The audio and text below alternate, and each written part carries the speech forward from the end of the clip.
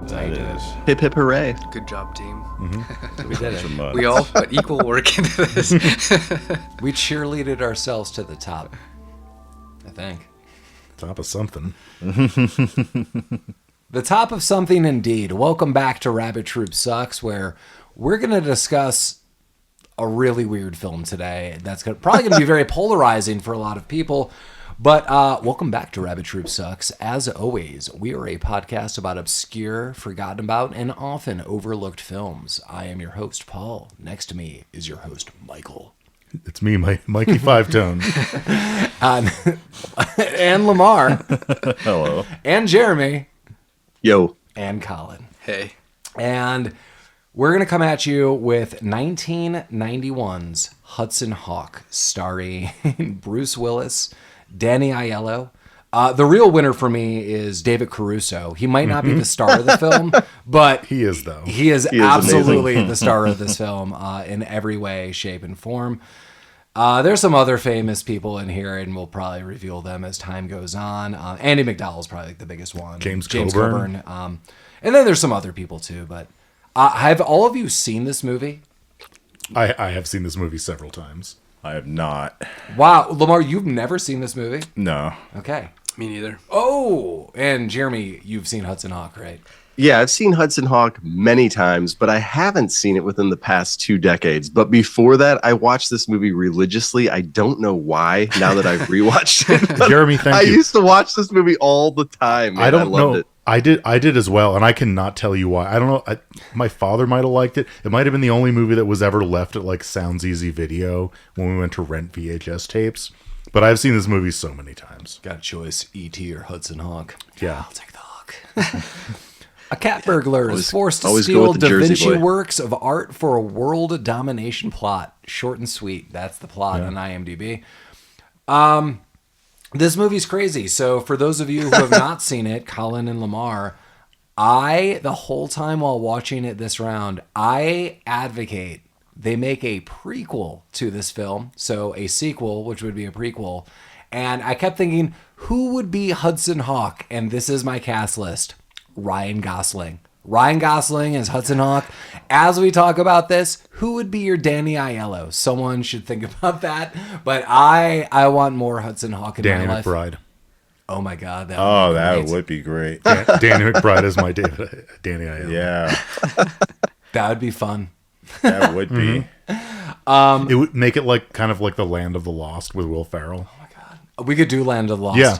I know Lamar kind of hates us for liking this film. Have you seen Land of the Lost?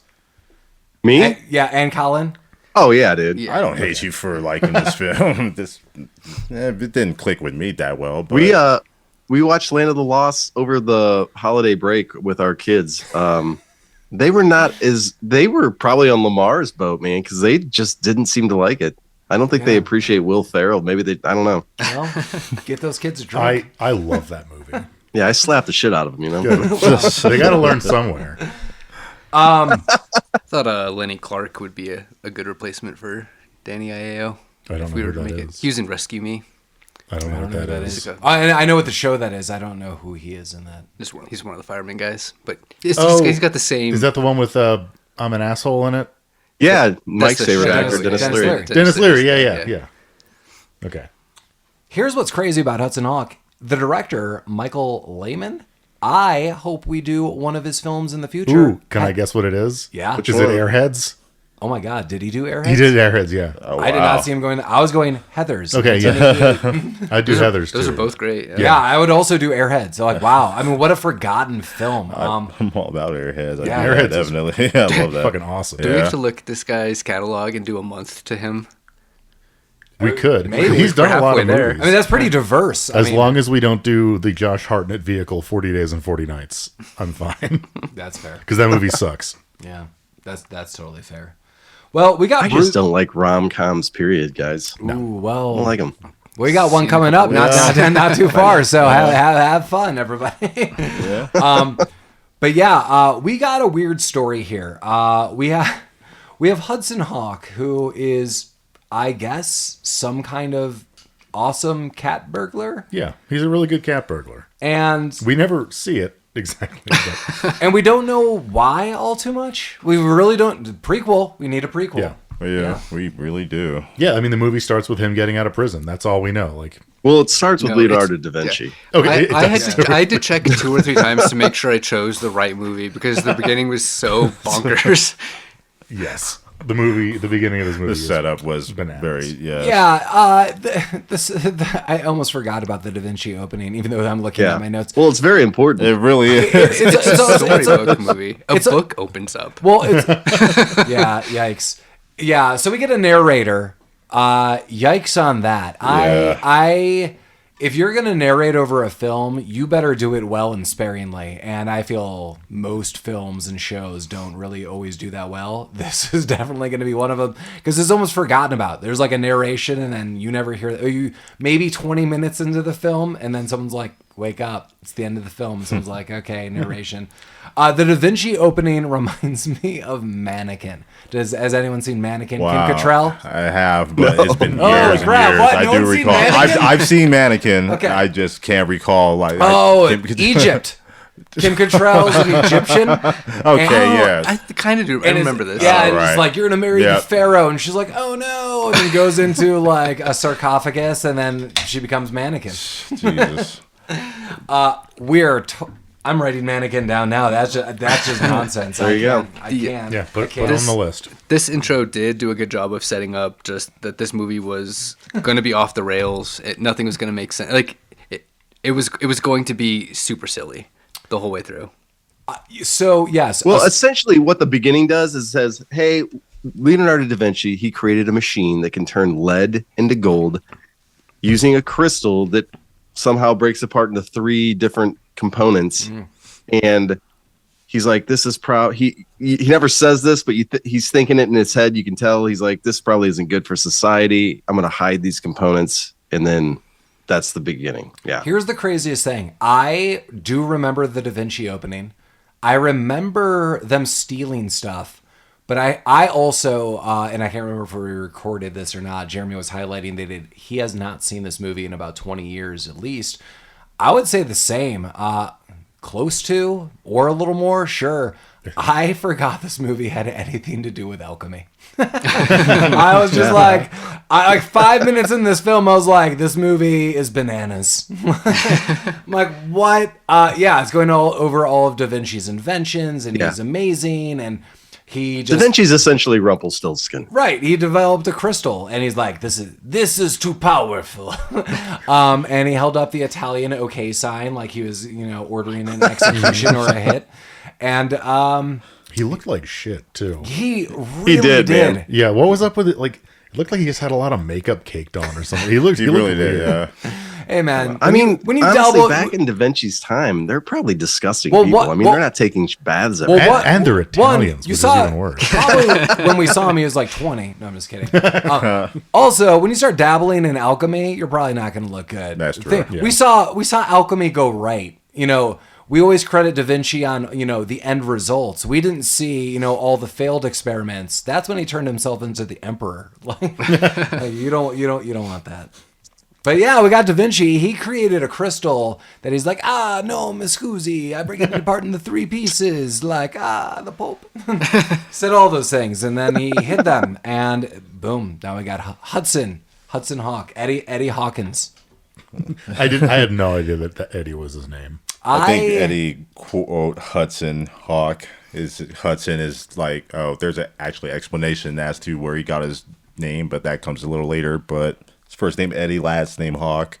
Perfect. This movie just kind of made me happy watching it because I feel this movie just doesn't give a shit. That's true. It took this plot line from the beginning and it takes this storyline and slips it off. Oh, wait. I don't want to Yeah. lose this thought because I have one note. It's like super buried.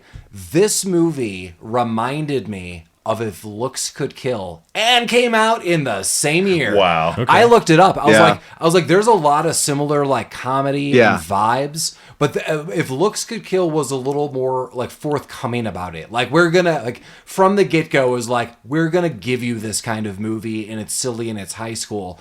And Hudson Hawk like sprinkles it in like weird springboard sounds, and we'll talk about springboarding later.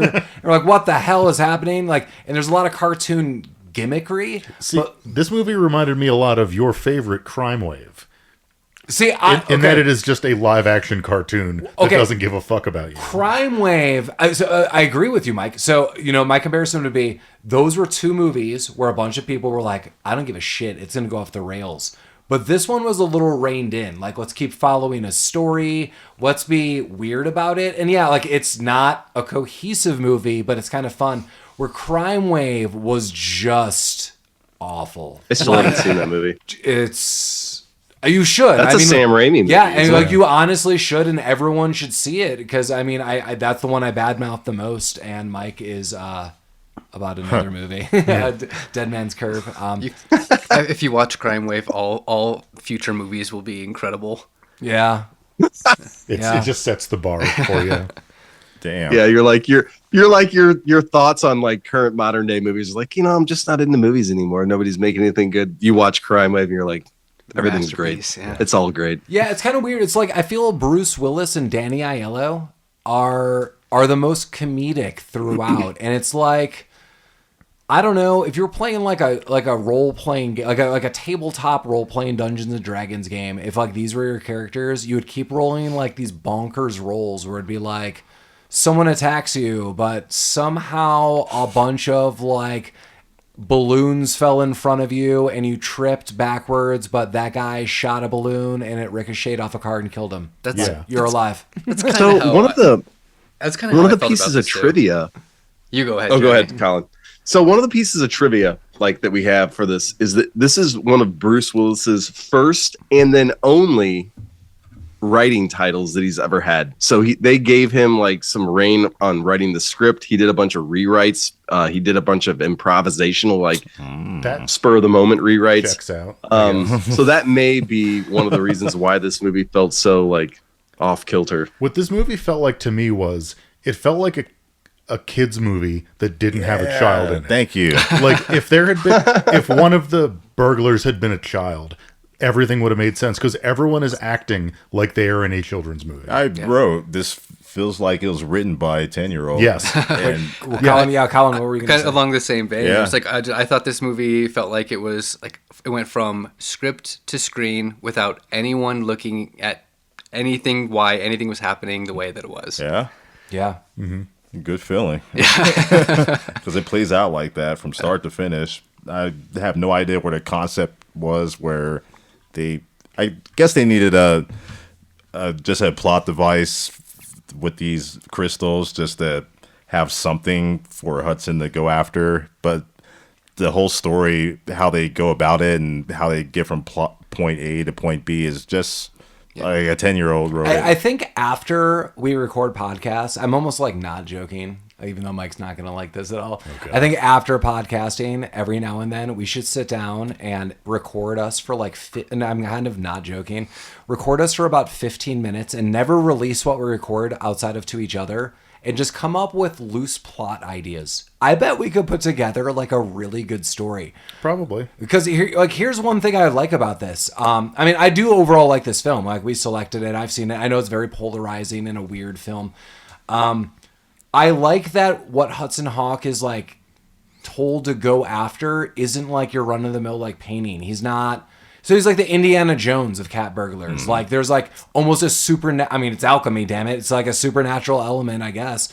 So I like that. Like, if there was a prequel or someone continued a story. Okay, let's go, Lamar. We've talked about this 85 times. Dark Horse Comics picks up a mini-series about Hudson Hawk, which seems like a probable thing I can now pitch. Yeah. That he's going after like a supernatural artifact. He's not just the regular Joe, like going after like another painting or something else. Listening. Yeah. I mean, I think Yes, that. definitely. That's my starting point. Yeah, that's a think great that's point. reasonable. Yeah. There you go. They could even go even more. They could, abandon the supernatural kind of thing and reel it in and be like, hey, there's this collection of art pieces that was separated in some war. Hudson Hawk needs to steal all the pieces back to, like, for the villains because the value of the pieces as a collection is way more valuable than So like the sum of the parts. he has to find like the amber room or something. Yeah.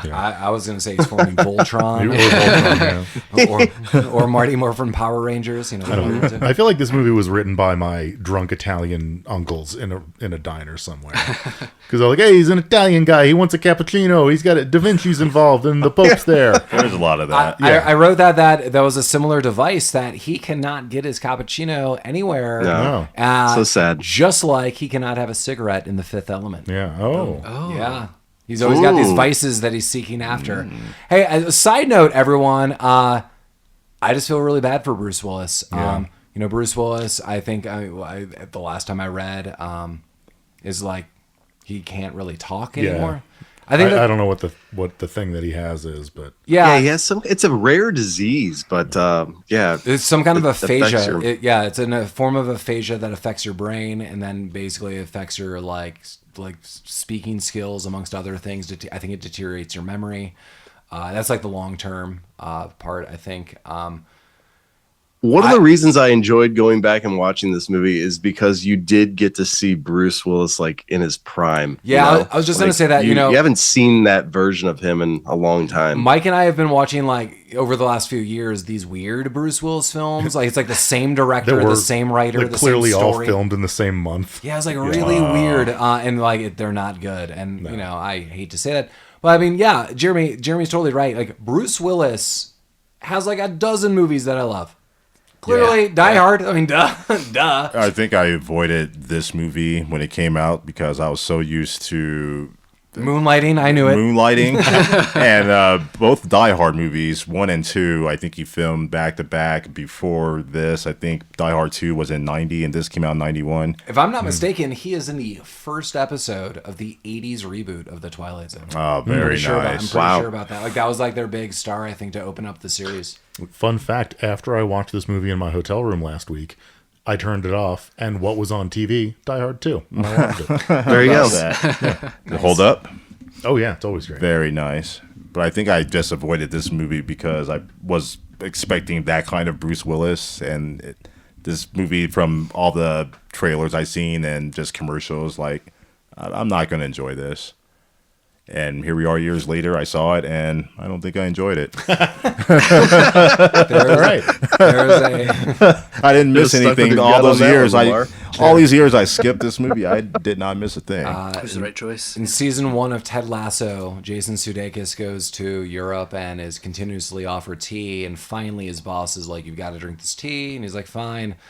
And he sips it, and he's like, I always thought, this is just going to taste like hot brown water, but it tastes exactly like that, and I do not want this. And he highlights his hate of tea. And there's Lamar with Hudson Hawk. Earl Grey.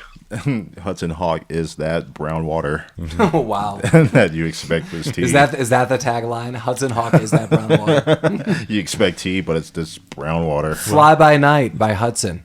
It's brown water. Have we got into this Much movie like at the all Hudson yet? River. Yeah, we got We're like 15 minutes in, man. Yeah, we got through the Da Vinci 15 stuff. minutes, really? He's been released from prison. Tommy Five Tone. Yeah, he's like, what are you going to do? Bang some chicks and play Nintendo?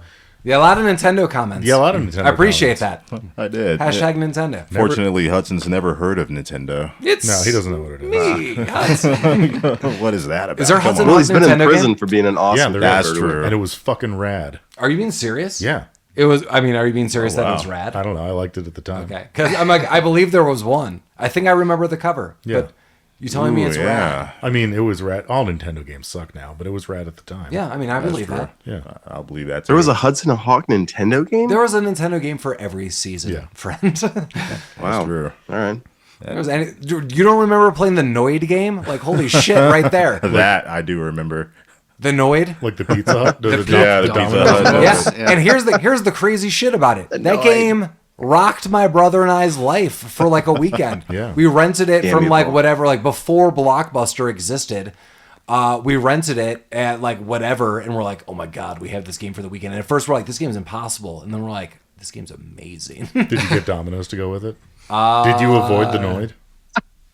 There's so many questions I don't have answers to. There was like, I think in the 90s, Chex they dished out a CD if you bought a box of cereal. And I remember that game being pretty sweet too. All right.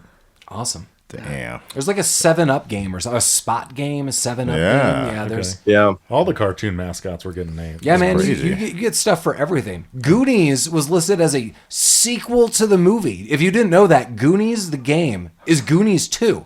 That's what that game is called, Goonies 2. Wow. And they market it as a sequel to the game. Damn. And the plot of that game is Mama Fratelli wants the artifacts to a treasure map. And you have to find all the Goonies because they're hiding or they've been kidnapped. So it's the Goonies, but it's Goonies too. Oh, that sounds awesome. I'm gonna There you go. check that out. Got Lamar, converted Lamar back in. If you want me to talk about Bayou Billy, we could get right in here. We don't. Oh yes. But Hudson Hawk, yeah. The warden likes him. The warden's like, hey, do some stuff. I got a job for you. And he's like, no, but that job's kind of important. Danny Aiello, Tommy Five Tone picks him up. Mike could probably tell you about the car that he picks him up in. Oh, I can't. No, I didn't even take notice of it. You're just not the car guy today. Yeah. You're dismissed now, Mike. Thank you. I'm sorry. Go upstairs. Some kind of large American car, probably.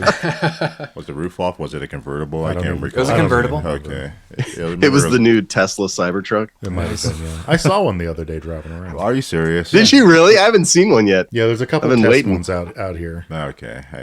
I could actually see that. Well, that Danny Aiello takes him back to a bar and is like, hey, remember we co-own this bar? He's like, oh, yeah, this piece of shit. And he's like, actually, now it's pretty much a hipster bar. And he Yeah, says, it's a hipster bar. Yeah. Everyone in the neighborhood can't afford it, but everyone wants to come in. And now we got the Mario Brothers, so a Nintendo reference. We got Caesar Mario highlighting, whoa, that warden told you to do this job, and you're going to do it. And Who is Caesar Mario? that's the leader of the gang. And No, also, that's Frank Stallone. Sylvester oh, Stallone. really? Yes, Yeah. it is. Oh, well, sorry if I jumped that. I have to assume that one of Mike's favorite quotes comes from the scene where Hudson Hawk tells Caesar, slurp my butt. And you're right. Slurp my butt. I immediately assumed Mike wrote that quote. Mike did write that quote down.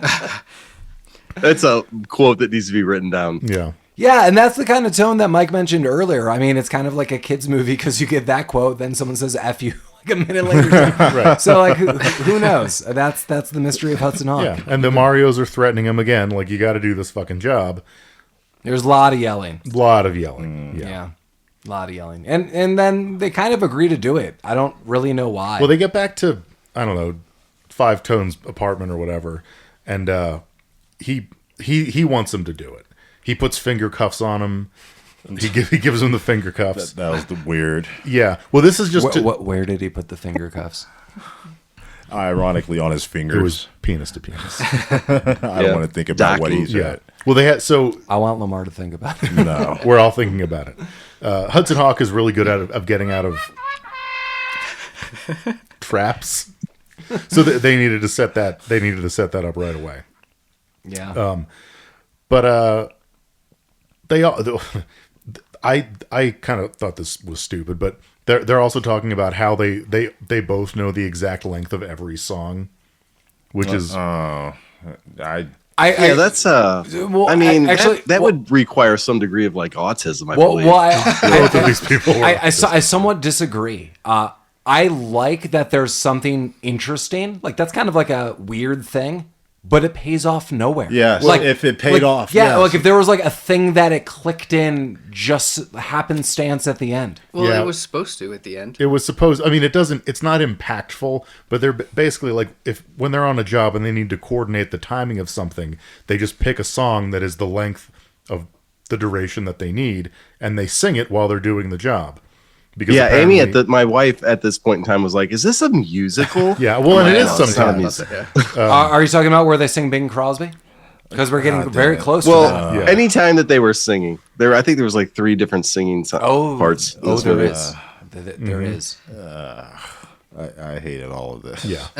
Did you tell your wife about the finger cuffs, Jeremy? Yeah, I gave her the finger cuffs. Okay. How did that go? I think that's what our listeners good. actually. Oh, She's They still say in she's them. still like not good for her, not good for you, both. Yeah, it was mutual disappointment. Well, you have access to our web pages, so I mean, feel free to post. That's true. Outside of look me the up. I have a sombrero on. If you're into that thing. They are.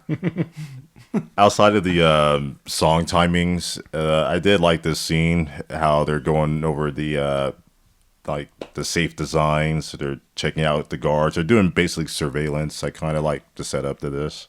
And then they're just doing it. So they get their glass cutters out and they go through. I mean, like this hypothetical discussion just goes right to them doing the job. Yeah, I like that transition too. Yeah. Yeah, so they just use glass cutters on the window. They're bypassing the security guards. There's a really weird scene that I wanted to note where randomly some security guard is super bored that he's looking through a phone book. This is my favorite part. He goes, wow, there's a lot of people with, like, a lot of people have the last name of Wong in the phone book. 673. It was a Chinese phone book. Yeah, and then someone goes, that's a lot of Wong numbers. I don't, and then the music plays like, That's the only like, time I laughed. like as a score, as a score piece. Collin's dead. I was just mystified. Now Hawk and Five Tone are singing "Swinging on a Star" by Bing Crosby, and just like bypassing security guards and like knocking their heads together, Three Stooges style. It's Yeah, they're bonking people, like that's the cartoon, like tripping people. I could. It was a clap. It was more like coconuts. Yeah. So one of the coconut? things that I couldn't get past, and like I don't think I ever realized this when I was young watching this movie, but maybe I'm an old like curmudgeon now. You are. I couldn't get past those fucking 4 earrings in his ear. That's proving my point, man. That you are. Like, you need to get with the times. Yeah. I have coordinated with your wife that was going to be your new birthday gift for this year. So, Yeah, 4 piercings. Yeah. One for every piercing that you wanted. That's what it signifies. I also like how they brought skateboards with them on this journey. I don't know why, but this is like one of the most memorable scenes of this movie. And I think like outside of the cartoony sounds and stuff, even when I was watching this as a kid, I was like, I don't buy that he's got a skateboard. So I was watching my Ryan Gosling reboot. Where'd they get them? Pretty cool. Yeah, where did that? Like, I feel like their bag wasn't big enough to contain that skateboard. Well, how big's your bag, friend? Well, so why did they even bring Five Tone? Because it seems like they could have spent half an hour. It was a duet, Collin. Sure. Yeah. I mean, to make the movie happen is why it happened. But he's a world-class thief. If he'd gone on his own, we could have actually seen why he was a world-class thief instead of a bumbling idiot. And I think that would have helped a little bit. Well, I think, Collin, what you missed here is when Hudson Hawk wants to do a job, the question that comes to his mind is, do you want to be awesome? And he's like, I totally want to be awesome. Five Tone, get in the car. Yes. Like, Yeah, Jersey boys never travel alone. Master. Oh, you're right. He's a Jersey boy. hell be damned, friend. Like, I don't care what's on the line. When you hire Hudson Hawk, you hire Hudson Awesome Hawk, and you get the job done awesomely well. Yeah, Sure. There's always a side of Tommy sing- Five Tones or whatever his name Sing is. Bing Crosby. Yeah. He probably brought him along because he just needs to, run one-liners off of him and someone just to bounce ideas off of. Can't He just does be talking help to him. I would have out. used him as a bullet shield. Yeah. He does help out in the break-in. They're breaking into an auction house, by the way. Oh, yeah. Yeah, it was an auction house. You gotta get the auction house. I'm gonna kind of just summarize an overarching thing. So, basically, what has happened is Leonardo da Vinci hid each of those crystal pieces, all 3 of them, in other works of art that he did. One is this, statue of a horse. One is this helicopter piece. What was the second one? It was his journal. It was Oh, a that's book. right. There's the, The journal. codex. That's right. There's the codex. Yeah. So he hid this. So these collectors are going after each of these things to get the actual crystal. They don't give a shit about his actual works or Well, what they are. I don't think that I think only the Mayflowers, and they'll come into play here shortly, but I think they're the only ones that know that there's crystals in these Yes. like artifacts Yeah. or whatnot. Yes. Well, in the Vatican. I think anything Da Vinci's going to go for a high dollar amount, Yeah. Wait, Colin, are you trying to say the Vatican Knights from End of Days are back in this? Yeah, and Yeah. they are God, I also hope hunting so. everyone down because I think they know that And they it's just Andie exist. MacDowell. Yeah. It's always. I don't like Andie MacDowell. No, I don't either. Really? Yeah. No. Oh, I like don't. just in any film ever? Yeah, Or kind just- of. I just don't like her. I loved Groundhog Day. Well, that was gonna be my all one. the movies she's made. Groundhog Day is my favorite movie, but I didn't like that movie because of Andie MacDowell. Wow. I like that movie because Wow. of Bill Murray. Wow. Yeah. I can't wait to hashtag and at her. Yeah. Oh, no. See what she says about this. If she's on this show at any point in time, I think she's probably a pleasant person to be around and would be a wonderful person to talk to, but I don't like her acting. I'm sorry. Yeah, I'm with Jeremy on Alright. this one. I don't need Andie MacDowell. I do like Groundhog Day. So, Yeah, I love There we Groundhog go. Day. Yeah. yeah. So But again, it's in spite of her, not because of her. Yeah. Whatever. yes. There you go. But she's All not. right, We fuck haven't you, seen. Andie. We haven't seen her yet. Yeah, we haven't even gotten a Kit Kat yet. Jesus. No, we haven't. No. So they as Paul mentioned, the first thing they steal is that horse statue, and they deliver it to the Marios. And I believe in the room with the Marios was the Mario. the prison guy that was trying to get him to do the job in the first place. That could be. Yeah. Gates or whatever. Whatever. The guy that gets killed immediately Yeah. by some weird British butler who shows up. And then there's a lot of things going on because we get to essentially the next day where the auction actually is happening. And this is where Hudson Hawk meets Anna, and that's Andie MacDowell. And Andie MacDowell basically is like, and I mean, she's a lot of things. They in this movie. immediately start flirting with one Oh, another. yeah, they Like, wanna I don't fuck know right who you away. are. You don't know who I am. Let's flirt. Well, so She's an like you're art wearing a expert. tuxedo shirt without a fucking bow tie. I would have killed that man.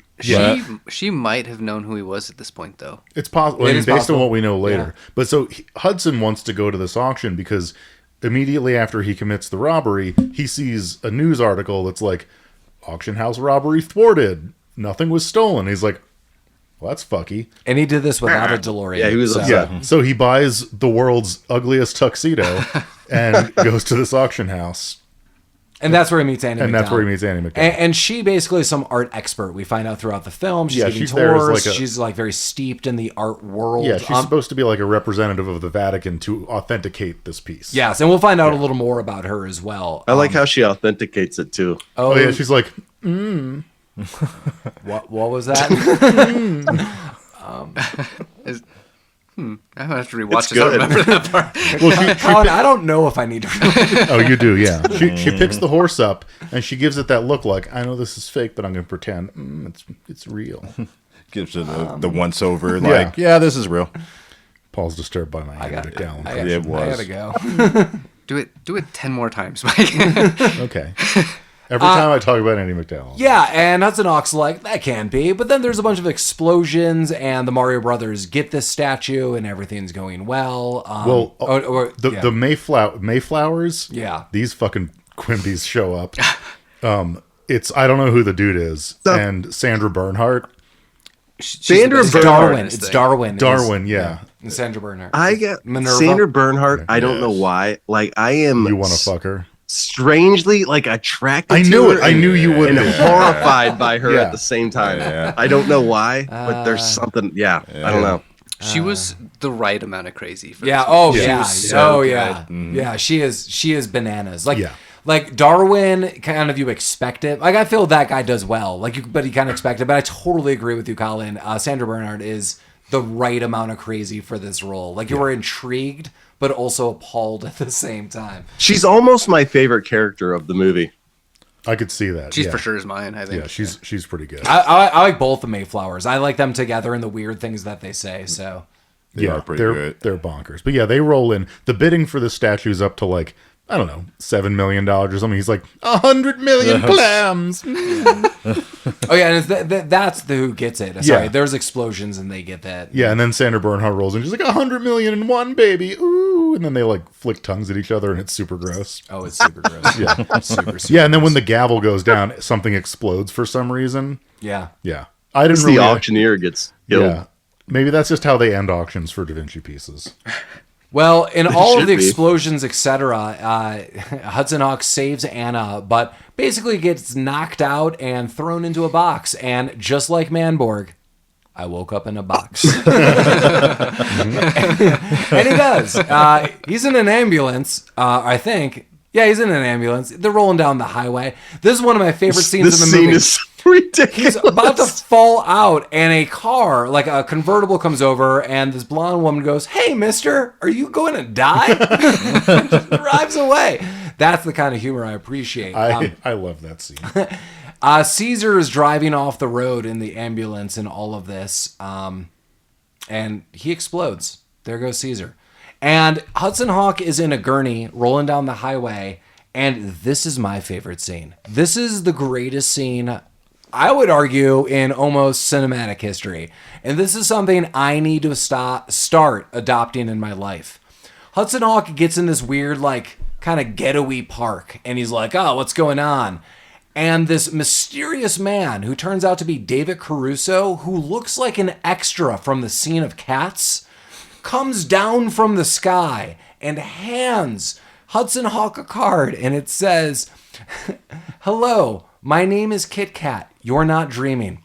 And I want to say that to everyone for the rest of my life and just walk off into a mysterious cloud. should. I want to introduce myself that way. "Hello, my name is Kit Kat, and you're not dreaming." And if I could learn how to cartwheel backwards, that's all I ever need to do. That David Caruso is my favorite character in this movie. There are many times that he legitimately has me laughing throughout this film. We should talk about who David Caruso is and why he's here. Mostly for my own edification, because I still don't think I understand. The candy bars? He's part of the candy bar. I goons. know he's part of the Candy Bar Goons. There was a lot of team ups and double crosses along the way. That's very Oh, true. double crossing, baby. So he is one of the Candy Bar guys, And Professor X rolls up. of which there's Almond Joy, Snickers. Snickers. Snickers, Butterfinger. Oh, Is Butterfinger. Butterfinger the big doofus Yeah. one? Yes. Yeah. And their boss, James Coburn. I don't know if he had a candy. George. George. This was Kaplan. Butterfinger's Kaplan. first movie, by the way, and he went on to play in other roles. Like Whose what? first movie? He was in Wait, who? Who did you say? Doofus. Butterfinger. Oh, Yeah, he the was big guy. Zangief in Street Fighter. Nice. Yeah, exactly. Wow. Fantastic. He was also in Any Given Sunday with Al Pacino, the football movie. All right. All right. You're enticing Mike. Football movies, Zangief. Yeah. He's like all of Mike's favorite things. Yeah. Zangief and Butterfingers. Let's go. Yeah. Mike, legitimately, are these some of your favorite things? Yeah. Do you want to break out into song? Well, I do like an Almond Joy. Oh, I love Almond Joys. Yeah, right. They're so fucking good. People God who damn it. don't like coconut, I don't get. So he's. I think we've kind of like skipped around a couple scenes. Doesn't matter. It doesn't matter. My point being, so like The Hudson Hawk way. James Coburn is a guy that he used to know, and he's like a government agent, and the Kit Kat people are his agents, and Yeah, the MTVIA. Yeah. My name instead is of the Kit Kat. CIA. This is not a dream. they want him to. What do they want him to do? They want him to. He's got to rob it. They want him to rob. You've got to get the artifacts. Right. So they drug him and put him in a box and ship him to Rome. Okay? Wakes up in Rome Rome, if you yeah. want to. Yeah, and now he's in. Yeah, Rome. this is kind of Jim Cotta, like Roam around the mysterious government figures. Like, we need you to go do this. Sure. Do it your way. Yeah, except this time they just knocked him out and shipped him in a box instead of telling them, "Yeah, just go That'd here have on been your own." yeah. You woke up Jim in a Cotta, box. Take notes. Which is fine. He did literally wake up in a box, looked We're around, and he we're looked chipping at the away. Coliseum. By the end of Yeah. this, by the end of this podcast, when we're all 1,000 years old, Jeremy is going to be going, "I loved Manborg." He's going to say that. He's going to die. Doesn't mean his dying words. He's going to be looking at his children and his wife. Tell them I loved Manborg. And My last words. And up his on this wife's going to mortal go, plane. "There's no heaven, bro." Yeah, that's good. Mm-hmm. Yeah, but yeah, we're in Rome. Yeah. and Darwin introduces himself as the villain. He's like, I'm the villain. Yeah. So he Are there apartments right across the street from the Coliseum, by the way, in Rome? probably I don't know. They are the Probably. Colosseum. Yeah. It's probably called the Coliseum. So. It's called Darwin's Coliseum. That's how rich they are. Wow.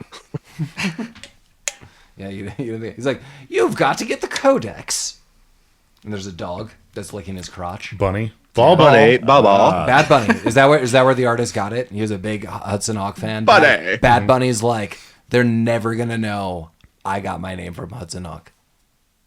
No big Bad Bunny fans in here in the world. No. Awesome. I'm aware of who he is. Just I have no idea where he got his name. I fast forwarded through his performance on SNL once. Yeah. Big artist.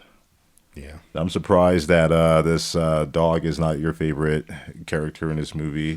What happens to Well, the it dog doesn't is one of my favorite parts of this movie. Oh, that's good. It wasn't the part where he was licking his nuts. Oh, that's my favorite part. That's. I gotta unpack that for a second. So, Lamar, you're positing to Mike. I thought, because normally the animal is your favorite, I thought the part where the animal was licking his crotch would be your favorite part, thus making him the favorite character of this. Just to get that clear. All right. Mike, Yes. he's got you pegged, friend. Oh, shit. Mike doesn't have any pets. I'm being pegged. Turns out it's court ordered. Yeah. I'm actually not allowed within 50 yards of a PetSmart. Bad bunny. Bad Bunny. Ball. So yeah, the gang's all here. We've got the fucking Mayflowers, the butler who was there earlier. Oh, yes. The candy bars. They put Hudson Hawk in like some Electric Simon game handcuffs that make the Austin Powers radio sound. Yep. That's true. Yeah. And they want him to steal Da Vinci's notebook. Yeah, it's And codex. his codex, yeah. And they threaten Tommy Five Tone if he doesn't do it. Like, we're going to fuck up your fat friend. You gotta help me, Hawk. I got myself into a jam. You don't understand, Hawk. Come on, Yeah, buddy. Jersey boys don't let each other down. No, they stick together. I thought I'd be okay dipping my hand in one jar of marinara, but I got myself in two, Hawk. You don't understand. If you were Italian, you'd understand. Yeah, that's our secret language. When you got two hands and two jars of marinara, you know you're getting Da Vinci's Codex. I knew marinara was going to come in this. Yeah, always does. well, you'll get chunky. Got you and Lamar in the room. Go back, Candy Cane Killer. Oh my god! Oh yeah, let's definitely bring that back. Jesus. I was listening to that today. Oh my god! Candy cane killer. I don't even Take a know. moment. To reflect. I have something about a stuffed animal. I have a bunch of notes I can't read. Yeah, so the Mayflowers send these two doofus twins to escort Hudson Hawk to the Vatican to like scope out the place. Yeah, he's got to take notes. He's got to take notes, and he kind of loses them, that's and right. he steals some kid's Yeah, some stuffed kid elephant. starts mouthing off to the hawk. Yeah, and he slaps that Well, bitch you know, and takes that his. kid- Takes yeah, the I would have elephant. fucking drop kicked that lady. It sets off the alarm. So the alarm goes off, and he kind of learns that like a gate falls down around this thing. A gas is activated. It's a ridiculous security measure. Right, No, and it's then he awesome. sees Anna, and Anna. What does Anna say, Mike? Tough guy. I don't know. What's Anna's reaction? The Andie MacDowell reaction. Oh, she's like, And then Hudson Hawk asks her out to dinner, and she's like, okay. she's like, yeah. And then he orders some ketchup at that dinner eventually, and that There's some weird pisses the waiter cutscenes in this movie, off. man. yeah, Pisses him right off. yeah, he doesn't. It does. It's a 10:30 fucking p.m. dinner. Dude, so I was watching. I guess this it's with- Europe. I mean, That's very European. I know they eat dinner a little later over there, but fucking 10:30, Who gives a Jesus shit? Christ. Yeah, like I was watching this with my wife, and she absolutely had a what the fuck moment. Like, why would anyone have a dinner at 10:30? Like, pick me up. And I'm ready to eat now. Colin. 4:30. So we get half an hour to get to the restaurant. 5:30. There's a plate in front of me, and I'm ready to eat. It's dinner time. Hear me out, Colorado. Send us a pizza. We'll totally talk about it anytime that you want. That's true. As Jeremy noted, he could watch us eat that pizza. Yeah. If if we had a pizza, Yeah. I concede I would eat it at Where 10. are we getting pizza from?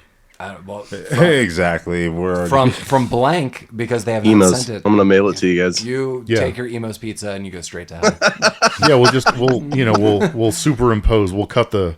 So like, oh, this is great pizza from. That's right. I love a good cracker crust. Yeah. Go buy pizza gift cards and forward them to rabbit trip Hey, Sucks there at we are. gmail.com. Yeah, we'll You guys try them can't all. We'll get do it. that We'll do a Emos taste pizza test. there. Yeah. we'll make that a thing. You could take your Provel cheese to a factory Oh. and burn it right in hell where it belongs. What about your reindeer goat cheese pizza or whatever. What the fuck? That was the pizza that they're talking about in this movie. Oh, is Yeah. it? Oh, that's right. Yeah. Good call, Collin. Yeah, That pizza was also Well, we keep brought you up around. in another Bruce Willis movie, and Oh, wow. I'm too drunk. I can't. The whole click back 9 and forth yards. between the internet. But that was the whole. Yeah, exactly. Boom. Wow.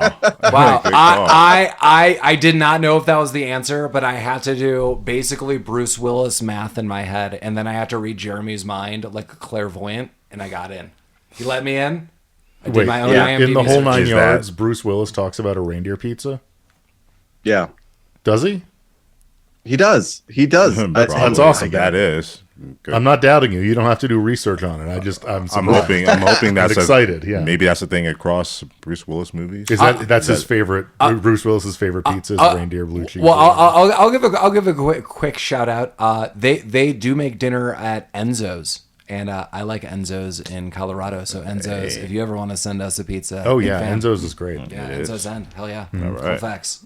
They'll cut it in squares for you. They will cut it in squares for you. If you want 7 good slices of pizza and then a bunch of shitty ones with no fucking crust, Hey, you'll be ready to go. The crust ones are good too. Damn it. I like the crust ones too. No, the crust ones. You have to have crust if you're eating a piece of pizza. That's true. The center slices can suck a dick. Those are weird, but I'll eat them. Mike's going against the Italian way. Writers, let us. Or I am listeners, let us know. right in. Absolutely not going against Triangle the Italian way. slices.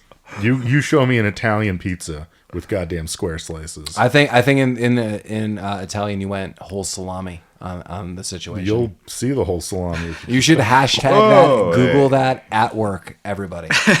yeah. The whole salami.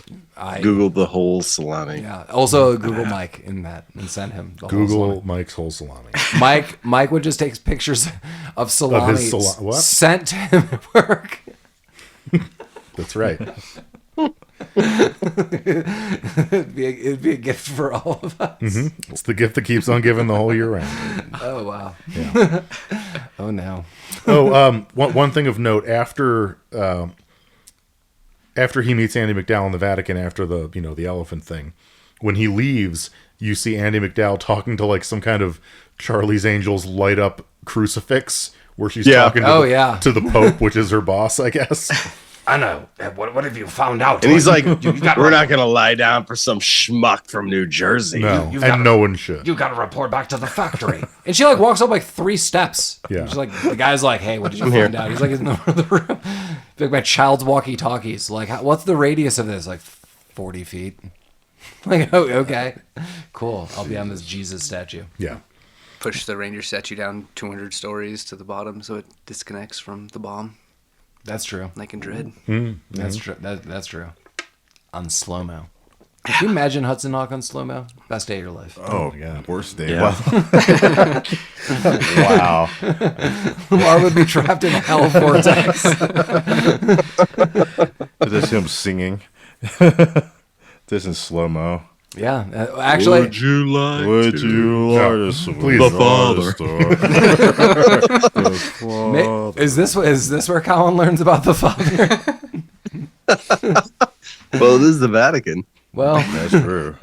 And they're weird. Is it a Vatican mafia? Is that what they are? I mean, I learned about the Vatican Knights in another movie. The Vatican Mafia seems. The Amish have a mafia. I feel like the Vatican. Everybody has a mafia. The mafia. All right. Yeah. That's fair. Yeah.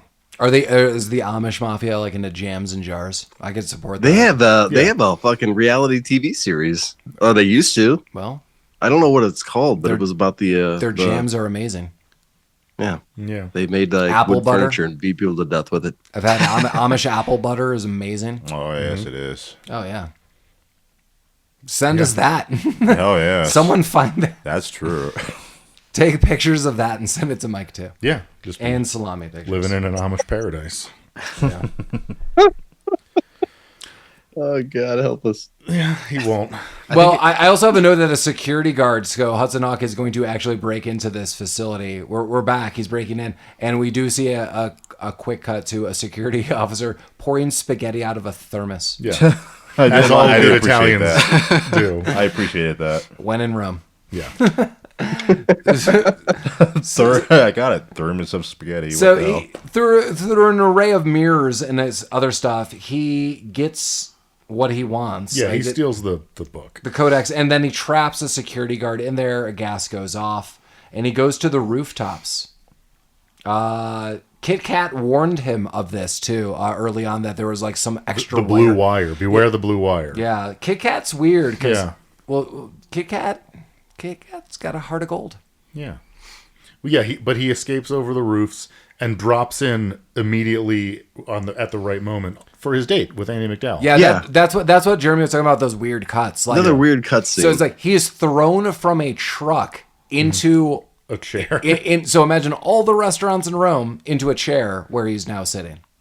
Across from, yeah. Yeah, from Andie MacDowell. Yeah. And he orders ketchup, and she is about to strip naked when he says this. She is all about him ordering ketchup. Oh, she's She can't get hot enough and of ready. anything Yeah. that he fucking Yeah. does. Yeah, he the ordered. Italian waiters are very upset about the Italian ketchup waiter order, is though. not stoked. Yeah. She's like, I have a thing for sinners. Like she gets all into this. Yeah. Well, and they go back to her place. Yeah, little making out. Yeah. Getting hot and heavy. You know, I think ketchup is an aphrodisiac. But yeah, during the kind of the foreplay or whatever, she kind of picks up that he just robbed the Vatican and drugs him with his cappuccino that he still doesn't get to drink. That's good. And this is where we find out that she is kind of in league with James Coburn and the candy bar people, sort of. Yeah. So James Coburn and the candy bars, were they working both sides? Were Yes. they? Okay. Yes, they Yes. were. They were kind of Yeah, working it's very in between confusing. the Vatican and the Mayflowers. Well, I think they were trying, or they were making it look like they were working both sides so they could bust the Mayflowers later, supposedly. Okay. Yes. They were like ultimately the good guys still, but not working like through traditional means. Like this guy's a rogue. But at the end, like it seemed like they were with the Mayflowers. Yeah.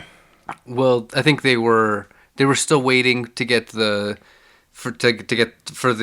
culmination of the crime so they could get the final bust in. But they could have not been. I mean, it certainly wasn't clear. Yeah, Yeah, no, it is not What clear. what No, they no. were doing wasn't clear to me. Like I understood what they were actively doing, but what their end game was and who they were ultimately working for, I didn't think understand. That's how they worked you. Yeah. And I Yeah, think because at the end it seemed they- like they were working for the Mayflowers, but it doesn't. I took it as this, that the Mayflowers and the candy bars came together to work together, but in the end, the Mayflowers were going to double cross the candy bars and the candy bars them. Like, and they didn't know that, but they each kind of thought that. Yeah, so like okay, so the Mayflowers I can see hired that. the candy bars as kind of heavies to help them along the way. The Vatican went to the government agency that the candy bars are and was like, "Hey, they're going to steal our shit. You need to help us."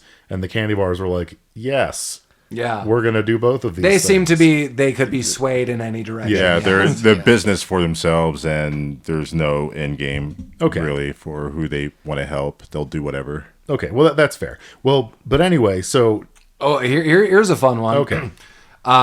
Sorry, it's just my note not to cut you off. Tommy shows up in all of this, and Sandra Bernhard highlights him as a pasta slurping guinea. Didn't see that There coming. you go. There was like a 5-minute part of this movie, which I think was right here, where like every third line was incredibly offensive. Mm-hmm. And it like really took away from the movie. Like if they just cut this out, it would have been like kind of fun. But there were Yeah. a couple things they said that was Pasta like, oh my slurping God. guinea was not A lot of not a good Lot of Italian good use. racial Yeah, slurs. what the hell? Well, You I can think do that in the in the think early 90s, though. That was Butterfinger fine. made like a rape joke. Yeah, Oh, yeah. He asked if he Yeah. should go rape him. And Yeah. Then, Yeah. then, I have that then in his, my notes, like, then his crew what made the him fuck? sit and read Green Eggs and Ham. Yeah. That came out of the blue. They were just sitting was- in the car. Yeah, I just could have like, done without that Hey, you comment. want me to go in there? And, like, what? Yeah, Wait a that minute. comment could have been totally deleted. The Italian comment could have been deleted. Yeah, I totally agree, Collin, that I don't know why this was necessary. Make a bunch of weird jokes. Don't make those jokes. yeah. Well, Jeez. yeah. Then I have Hudson Hawk and Tommy fight, but it's kind of like a fake fight. And then they throw each other off I would say at least 100-foot roof. and then land up and start fighting. They fall off of probably 3 or 4 roofs. Yeah, they fall off a lot of stuff. Then they get into an ambulance. Yeah, it's always convenient that they're bouncing off an awning or off a car into a building on a date. It's like or a Three something. Stooges episode. Yeah, It really they drive is. off. It's all safe. And so the Mayflowers are like, oh my God, like those were our guys to crack the safe. And Darwin's like, we've got other plans. Don't worry about this. So they get Tommy, who's dead, quote unquote, gets into the ambulance. Quick fake out. He's alive. Yeah, It was he's all like, an it's act. ketchup because he got shot. Was the God, if the gag. if he told Anna about that ketchup, I don't know she'd have what- been all over him. Yeah. Well, Anna coordinated the van because it was a Vatican ambulance, and it drove off and A vambulance? and it drove into like some kind of Vatican tractor trailer truck, like in Spy Hunter, and then it went somewhere because it was all a ruse. The fake out actually got me. I thought that was a real thing. You thought Danny Aiello turned into Danny Jello? I bought into that totally. Have we talked jiggling about? around. I worked with someone. I can't remember if this is on air. I worked with someone, and Danny Aiello was his godfather. I worked with his mom, who told me the story, and then Interesting. he was my age, and she's like, "Oh yeah, like my son's godfather is Danny Aiello." Right. I think you mentioned that during the Stuff episode. Yeah, I thought it was really cool. I mean, she said, awesome. I say that because I just remember I was like, "That's awesome." He's in a lot of movies I like, and I just remember her saying very, very favorable things about him. Danny Aiello, no longer alive. But I just remember her saying like very nice, like really close to her and her family. I was like, that's awesome. That's cool. Hell yeah, Danny Aiello. Mm-hmm. A lot of silence. I have there. candy bar goons written 7 times in my notes Okay. and with no context. Was this the part where the Anna, whatever her name is, talks with the priest and she puts the sunglasses on? Super cool. Could be. maybe. I don't remember the sunglasses part, but I do believe she's talking to the priest at this point in time. I thought that was just a weird little silly gag that was super funny. Like she's gonna do super cool spy stuff. Well, I think the next scene after the ambulance thing is Tommy Five-Tone, Hudson Hawk, and Andie MacDowell are all hanging out at Andie MacDowell's apartment. That's right. Oh, right. And then yeah, he tries to put the moves on her, and she shuts that down. Shuts it down, and then the next morning, the candy bars show up and paralyze everybody with darts. She's like, Yep, there you go. I hate white chocolate. And he's like, I'll have to remember that. And she's like, are you keeping a list? He's like, no, nothing. And then, you hear the Sonny and Cher song, Groundhog's Day. Holy shit. Come on, everybody. What's wrong with you? Jeez. The long, strange scene. I have that written down several times. She like sweet Jeremy. vermouth. Mm-hmm. Nope. No. Well, okay, so I do like the dolphin speak in this scene. Oh God, yeah. So they take they kidnap Andie MacDowell and take her to the Mayflowers. They leave Hawk and Five-Tone to die in this apartment that they put bombs in. But This is the candy bar group. We haven't even established that. Who's doing this? This is the candy bar. Yeah, it's a couple members of candy bars. Yeah. Snickers being one of them. Yeah. Well, they escape. They're trying to get information out of Andie MacDowell, so they drug her, and she starts talking like a fucking dolphin for some reason. And while they're at the apartment, they have these weird rocket bombs because Yeah. they start using them later too. Yeah, they escape, but they take the rocket thing. Well, now 2 of the candy bars are dead. Very dead. Yeah. Right. Like a guy's head explodes. Yeah. This conversation we've had for the last 2 minutes is exactly how this movie feels. Oh yeah. Disjointed and weird. Oh, this is where I noted that Ryan Gosling should be in a prequel. These are my side notes. All right. At what point do they get the third piece? Before, so like right before they come into the apartment and dart them, they're like, we already have the third piece. We don't really need the. Oh, that's safecracker anymore." right. Yeah, the Okay. Mayflowers Yeah. just go. They get just it. fucking get it. Yeah. And it's like a little toy helicopter thing. Yeah. Or like a little model of the Da Vinci helicopter. Okay. And while this is happening, Tommy has got this missile gun and he is shooting it all over this castle that they're at. Yeah, they go to the castle to rescue Anna.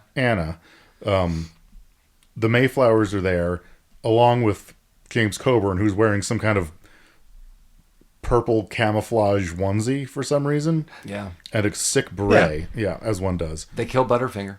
They killed Butterfinger. But what the crux here is that they have all 3 pieces of this crystal thing, but because he's a fucking moron, no one can figure out how to put these three very simple pieces together. So they need Hudson Hawk's supernatural abilities that he's highlighted. He could get out of finger cuffs. He could do any puzzle in the world. That's never been shown to us. Right. But it's been told to us, especially after he got out of finger cuffs. So they're like, we need your expertise. And what he does is he takes the three pieces and somehow removes a piece. Yeah. And then puts them together and hands them there. And they think that they've got this crystal. And I noted before, they put it in a spitting vaginal machine. Yeah. That's how the crystal works. Yeah, it needs you need to As put it one in the does. twirling vagina wind chime machine. Because that's how you get the gold. It is, Mike. It is. Yeah, it definitely is. Whole bunch of shit happens, but the machine fucking blows up. Oh yeah. Because if the crystal isn't right, man. Yeah, it seems like Minerva's covered in molten lead. Yeah, that was crazy. Yeah, she's not having a good day. Hudson Hawk runs off and gets into a fight with George, the leader of candy bars, and this is where we noted. This fight was hilarious. Not hilarious, but like it was fucked up. Yeah, It so was fucked up. George beats the crap out of him, and Hudson Hawk turns into a spring. He goes back and forth like boing, boing, boing, Yeah. boing. What the fuck? And even George turns around and he's like, what's happening? And he runs and does a flying kick at him, and Hudson Hawk corrects himself, and George misses him. And He just ducks down. jumps He's off just the like, building. oh, I'm gonna duck Oh down. yeah, he like yeah, he just like Liu Kang kicks Oh. right off the side of his building. And if we have not noted during all of this, Anna's passion for Hudson Hawk is only stopped because she is a nun, everybody. Oh, yeah, she's going to be a nun. She's God not damn. We're going to Forgot be a about nun. that. I don't. whatever. At some point, she also revealed that the only reason she was flirting with him so heavily was part of her mission of helping him Yeah. Right. with this thing. So She's the Vatican seduction spy. Yeah. Well, she looks pretty good in the frock or whatever. Jeremy, the when, habit. when you were younger, would you be a member of the Vatican seductresses? Maybe. That's right. Like how young are we talking? Well, it's the Legal? Catholic Church, so very young. Yikes. No. Yeah, we're going down that path now. No. Beep, beep. Oh, Paul. Oh, you're gonna kill me for that? I just picked a random button. oh my god, they took Mike out back and went old Yeller on him. Oh, God. There we go. Is that the one? There we go. Not the cash money sound or no? Okay. Paul, some kind of device. I don't know what that is. It's whatever you want it to be, friend. Good. Yeah. Well, it's 16 things that you want. That's true. Yeah. So we're basically at the end of this movie now. Machine's blown up. What happens to Darwin? I can't. I'm trying to look through my notes. Electrocuted. Yeah, he That's gets right. electrocuted. Yeah, I know they're both dead. Yeah, because Minerva's like molten to death. Darwin's electrocuted. The only Mayflower that's left is Bunny. No. We have skipped over. No, there's none left. We skipped over Kit Kat. There is a crew member of of the Mayflowers. He's got a knife hand. The butler. Yeah. butler. Yeah. So the butler's still alive, and he's trying to knife hand. So he's got this knife that comes from like under his like suit jacket. And he's fighting everyone. So yeah, we still got the knife hand, and we've got Bunny. Oh, the butler Hudson Hawk fight is my favorite because they're kind of fighting, and then obviously the butler has knives, and Andie MacDowell Knives. Andie MacDowell has a gun, but she keeps shooting Hudson Hawk. Gotta. That was pretty Well, funny. Andie MacDowell comes out of nowhere and she's like, "Oh, you're here." And Hudson Hawk's like, "Oh, you're here." And she's like, "Yeah, I got bored, so I saved myself." Well, you gotta. Jeez. Gotta in this We're day and all age. like, "We get it, Andy. We get it." Yeah, but eventually he does take out the butler, and now Bunny's still here, the dog. Yeah. And so we've said Bunny ball before. That's the cue for Bunny to go chase the ball. So they shoot a ball out the window, and Bunny goes after it. And we do need to say one thing because this is part of the end, and we did skip over one thing. It was kind of inconsequential. When Tommy and Hudson Hawk are kind of breaking out of this castle, Tommy is put into a limousine and driven off a cliff. and we Yeah. we think he's dead. Well, the limo fucking exploded. So And the car, the fucking car Yeah. explodes. Yeah, we think he's dead. yeah. We totally just like glossed that over. But all like as Collin noted, like this movie, like the way we're talking about it, it is like No, it's all scene, disjointed. It doesn't fucking matter. Where are we? It's like it's day, it's night, it's in a castle, you're on a plane, Yeah. you're in a box. Well, yeah, I didn't finish Yeah, my bunny keep up, thing because folks. this is my favorite part of this But movie. I really want to break this down though. Okay. So- you're just never gonna let me talk about Bunny. No, Okay. I want to talk about Bunny. Okay. Is the jump and it clamps onto the neck of Andie MacDowell like it's kind of like a were dog, and it's probably the best split second of this movie. It's pretty good. My favorite is when Bunny gets shot out the window, and it's clearly someone just threw a stuffed animal through a window. It's like an SNL skit. Yeah, Was it like a ball hit it and launch it, or did someone boot it out the window? it was the ball. The Nice. ball. Yeah, it was definitely the ball. But okay, Yeah, and the dog like flies 50 feet out the window. Yeah. Bunny's gone. Tommy Five Tone is exploded in a limo. And Hudson Hawk and Andie MacDowell have to escape on a Leonardo da Vinci hang glider. Because Yeah, a 500-year-old. yeah, the castle that we're in, I guess, is called Da Vinci Castle. Sure. Which I think And nobody discovered this castle between 500 years ago and today, I'm assuming. I think it was where the Mayflowers lived. Yeah. I think that was just well, there. that makes sense. Because they bought it. Yeah, that's what I was getting. Yeah, and so they go off on this glider and they basically land on some kind of like farm vineyard lands. Yeah. And all the children come around, and it's in a whole village event. And you know, this is basically like the story of me and my wife. The most romantic line. Hudson Hawk goes, "Play Nintendo with me," and she says, "Okay," and then they make out, and it's great. And while they're making out, Tommy Five Tone fucking rides up on a goddamn donkey. And they're like, "Oh my god, what happened?" Yeah. He's like, "Airbags!" And they're like, "But it was on fire." He's like, "The sprinklers in the back." And Andie MacDowell's like, "That doesn't seem true." He's like, "I don't care." Yeah, and Hudson Hawk's like, "Yeah, kinda." And the movie ends. And well, no, I'm sorry, the movie doesn't end. A book He closes. does get his cappuccino. He gets his cappuccino, yeah. And then there's some narration about that. Yeah. And there's like the mythos of Hudson Hawk, and it just ends. And that's where we're at. Hudson Hawk, boom. The narration there you was, go. with the world saved and the secrets of Da Vinci protected, Eddie finally got his coffee.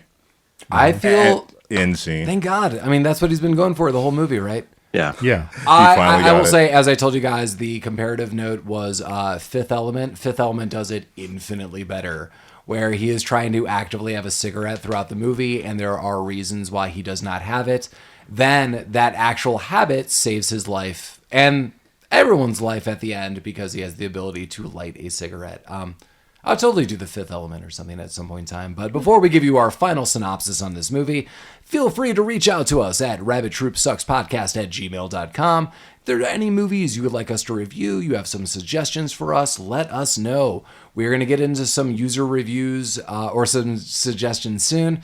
Thanks for suggesting them. Thanks for listening. Thanks for following us into the new year. Hit us up at rabbittroopsucks.com proper. That is our webpage. There are links to merchandise and some of our episodes you could stream there. Just remember, if you are streaming from a website, we are on every platform available for podcasting. So go directly to the podcast app on your iPhone. Yeah, if you're listening on a website, maybe there's like a child or a neighbor's kid that you can ask how to do this properly. Little hands.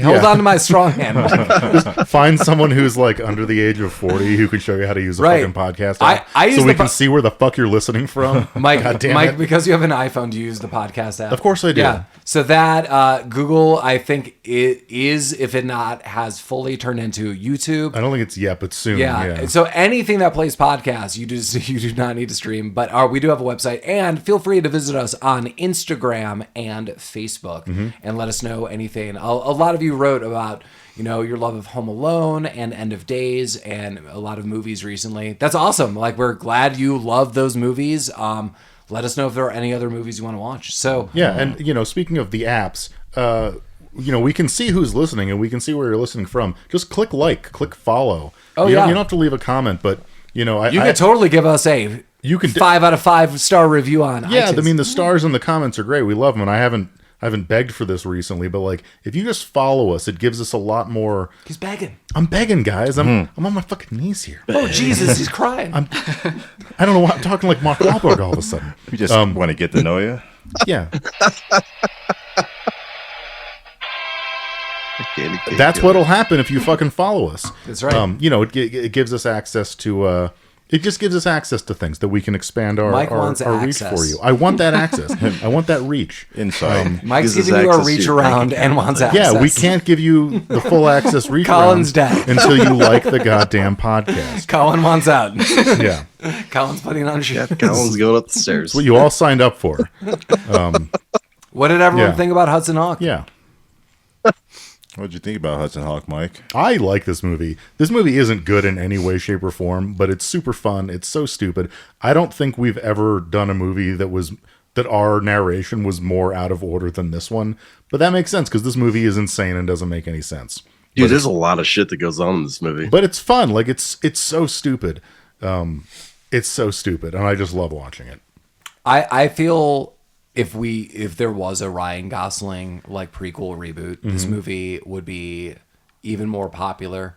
This movie's bananas. I know Mike noted that it is similar to Crime Wave. I had a similar thought when I was watching it, but this movie is way reined in, and the silliness is weird. Just because it's just weird. I mean, again, I have if looks could kill vibes all throughout, and I made notes about this. This movie is not good, but it's fun, and I would totally watch this movie again. I don't know. I really feel who's going to give us a bigger indicator on this is Collin and Lamar, and I know Lamar is going to go more to the negative, but I mean, part of me liking watching this movie is I've seen it before. I don't know what I would think if I just saw this movie today, especially, I don't know, 75 Bruce Willis movies into my life, and I just watch this, I'd be like, I don't know what's happening. I do love Danny Aiello. I really do like that actor. There's notable actors. I like a lot of actors in this. Andie MacDowell, yeah, I don't disagree with Jeremy or Mike. I like her in Groundhog Day. I think she is very well suited for Groundhog Day. I have not seen her in many other films, but I think in Groundhog Day, she works really well, especially with Bill Murray. There's just kind of something about both of them. But yeah, that's my view. That I'm kind of confused on how others would view this, but I had fun, and I knew this movie would come up one day. Very polarizing film. Again, if looks could kill, similar vibes. Yeah. 91. You keep pushing for that Ryan Gosling prequel. Yeah, he's really happy about this. Gets me really interested in Yes. it. I can go for that. Imagine Ryan Gosling in that outfit, that black trench, that hat, those glasses. Okay. For the last 10 years, for every years. movie that Paul watches, now we're in, he's like, I wish Ryan Gosling was in this. Well, let me throw this out. If Ryan Gosling was in every remake, reboot, and etc. that I ever wanted, we would all be just rolling in cash. So you want him to be like Kevin Hart? No, I think Ryan Gosling, outside of Kevin Hart, is kind of authentically charming. Yeah. I've seen him interviewed. I've read articles with him. He just seems like a kind of like more down to earth, like really fun guy in comparison to just celebrities in Hollywood. I love when Ryan Gosling is on SNL. If any of you watch SNL, who's listening, he always like clearly he's being invited back. Especially like he reminds me of Emma Stone too. They kind of break down in a lot of skits because you could tell like the cast love them, they're having fun, they're taking it seriously, but something so GD like silly is brought up that they have breakdowns. But that's why they're back on. I just think Ryan Gosling is also a good actor. Have you ever seen the movie The Nice Guys? Yeah, I love Yes. it. I think I watched it with you, Mike. We should do The Nice Guys. Yeah, for this. I was gonna say like I love that movie. That movie's a lot Nice of fun. Guys is awesome. Yeah, it's on the list. Perfect. Let's go. I think the order. Sorry, I know this is weird. I think the order should be Jeremy because I know where he's coming from. But then I think it should be Lamar and Collin to end this because I don't know where Collin's coming from, but I do know where Lamar is. Yeah. Jeremy, what do you think? Yeah, I like the Hudson Hawk. It's a wild movie. It does. I mean, it's not like Mike said. It's not a great movie, but I don't know. There's just something adventure-y about it, and I love adventure movies. Yeah, it's and you've got this like, cat burglar-esque feel to it. I don't know, man. I love James Coburn in it. I think he's like one of my favorite characters. I love Sandra, the wife. Oh yeah. Mayflower. Sorry, But yeah, I know I always interject. I'm always like, I'm done. But like you saying these things, I have follow-up questions. Mike and Jeremy, since you two have seen this, how old were you when you saw this movie? For the first time? Yeah. Well, I saw it when it came out. Okay. So Mike's like pre-teen. Yeah, I mean, Okay. this is a movie that I probably rented from Blockbuster. I noted that one of my neighbors, when we were watching Prayer of the Roller Boys, like their family had like all these rated R films. This is like I feel like what was like Sam Goody. I feel like their family would go to Sam Goody and just be like, I'm gonna buy 20 movies, and they would. And I would always go and watch them. I saw Prayer of the Roller Boys there. I saw this movie there. The reason I ask, sorry again, I always interject. While we're talking about this, I know like me, Jeremy, Mike, we like this movie, but we saw these movies around the same age. And that's why I'm just throwing this out to Lamar and Collin. I really like this movie because I also felt like, as you guys are noting, especially Mike, that this movie is like kind of like a kid's movie, but there's no kid. But I was a kid watching this. So I was like, oh my God, I'm totally watching this weirdo rated R movie where it does seem silly and highlights my sensibilities of the time, but it's also edgy and rated R in ways. And I'm like, cool as hell. So it was like, I mean, it's rated R because of literally cussing. Yeah, Like, and that's that was the fun of it. Like, there's no like weird sex romps or nudity or anything that a parent would be like, oh no, it would just be like, don't say these words. And maybe some of the situations would lean towards rated R, like some of the death scenes. But yeah, sorry. Yeah. Jeremy, do you want to add anything else to it? Sorry to cut you off. I was just thinking because we saw it when we're so young that it's probably so influential on how we feel about this film now. Yeah, I mean, like I said, I like this movie. I don't know if I like it as much as I did back when I was originally watching it. Back, in the early 90s. I do think that with my mentality today, that it's not a good, well-produced, well-made, well-crafted movie, but I do enjoy watching it, and I love talking about it. So yeah, that's my stance on it. Lamar and Collin.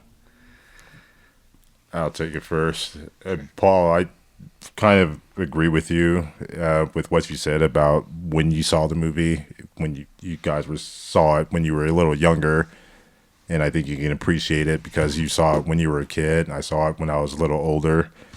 And for me, it felt too silly is what I think it was, where it didn't register with me. I wasn't looking forward to like greatest written movie ever. I could appreciate some of the comedy that came out of it. The writing is, I don't want to even get into the writing or the plot or anything. I understand what the movie is. It's just a silly romp, maybe a vehicle for Bruce Willis to stretch his comedy wings back in the day. I mean, he had plenty of that with Die Hard, but maybe just to get a little more, I know it sounds weird to say, but more down to earth movie from Die Hard. Something not too action-esque, more comedy romp, maybe rom-com-esque. Fortunately, this movie did not hit for me. It felt try hard. I think some of the comedy was just trying too hard for laughs. I'm going to take a different approach with the question too. I know sometimes it's kind of a downer when you're like, I don't like a film. Lamar, do you regret watching this film? No. That's good. I'm glad I got it under my belt I have no idea why, just to say I could. Sure. I mean, there's so much pop culture that surrounds it. I'm glad you saw it. Yeah. I appreciate some of the acting from I like the Mayflowers. I thought the butler was pretty funny. There was a line that he did earlier that I wanted to bring in. I think he slashed someone's throat because he was like, "Where's my cut?" And the butler guy slashed his throat.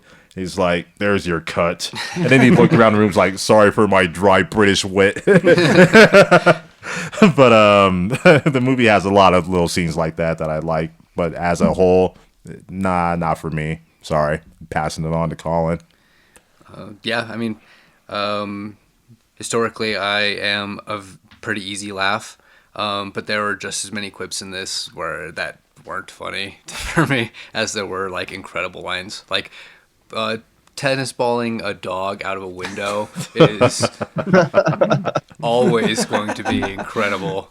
But yeah, there were a bunch of like cheesy. It was a little cheesy and just really out of place. Like the like on the gurney rolling out of the ambulance, where the girl's like, "Are you gonna die?" And it's just like, I get that, like that's a joke, but what the fuck is this? That whole scene was bananas. That was bananas. I love, for whatever reason, when he's on the gurney and he has to like throw change into the toll booth. Oh, I forgot about that. Yeah. Proper change, all right. It's just things like that where it's like That's what killed Caesar. Yeah. I get why like they're trying to do this like funny thing, but it's like it's way more fun to like talk about it, but like watching it, you're just like, this is fucking stupid. Thank you. Yeah, Like- same question, Collin. Do you regret watching this film though? Listen, I mean, at the core, we're watching like obscure films, but like clearly we're going through historical films, and this is a notable pop culture film. Like in that lens, do you regret watching it? No, I mean, this one has actually been on my list for a long, long time because it's like, you know, I think we were talking earlier how it's one of Bruce Willis's like most controversial films, or his worst film, but considered by a lot of people. So, and I really love Bruce Willis and Fifth Element and Yes. a handful of other movies. So it was 12 Monkeys, and so I was like one that I really wanted to hit eventually. And so the opportunity to do it, I don't regret it, but I'm probably not going to watch it again. Watch with friends, everybody. Yeah.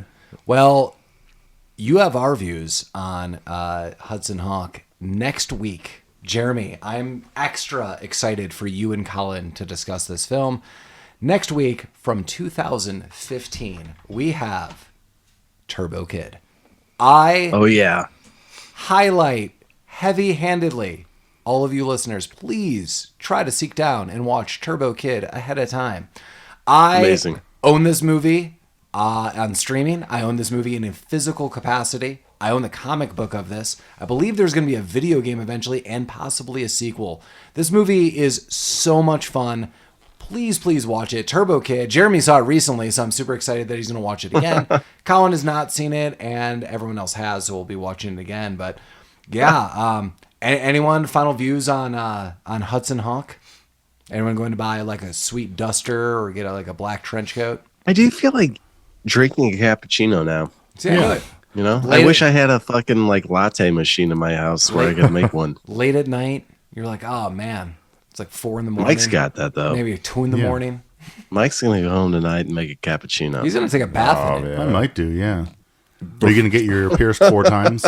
Oh yeah. I will. God. Load up the look Hudson it up. Hawk video Prince game on your Albert. emulator? Oh yeah. You're gonna play the Hudson Hawk video. You're gonna load up YouTube like live plays. You have to fight a kangaroo in the video game. You're like, I'm gonna watch 5 hours of makes Hudson sense. Hawk NES gameplay. Yeah, we were talking about that before the podcast. Was there any other merchandise or Hudson Hawk like promotions like McDonald's or anything? I don't know. If they had a tie-in with the Hawk Company from Over the Top, it would just sell millions. should've That was the tie-in. Link We Hawk Yeah. Trucking? yeah, that was the tie-in we needed.